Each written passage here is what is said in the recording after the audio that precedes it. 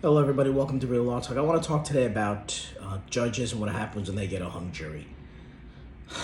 Judges hate hung juries because trials are expensive to do.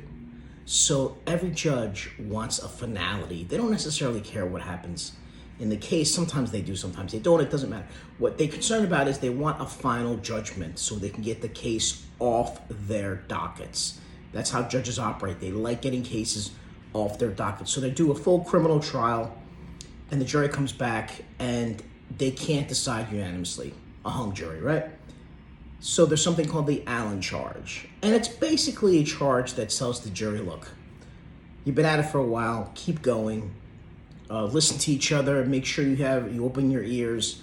And depending on where you are in the litigation for the attorney, sometimes this makes lawyers very upset. For example, if you think you're ahead, meaning they're voting more to acquit, you want a lot of criminal defense lawyers, they like hung juries because the state has to do it again, and you've seen the entire case already. Sometimes it works the other way. But a hung jury is a real problem because the expense of the trial now has to be repeated. The witnesses have to come back. The defendant has to come back. The defendant may have to pay for his attorneys again if they're private attorneys. So hung juries can be a real problem. Judges hate them, and this Allen charge, we call it a deadlock charge.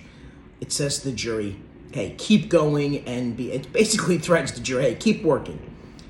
Usually that's done once. I haven't remembered times where I've seen it more than once.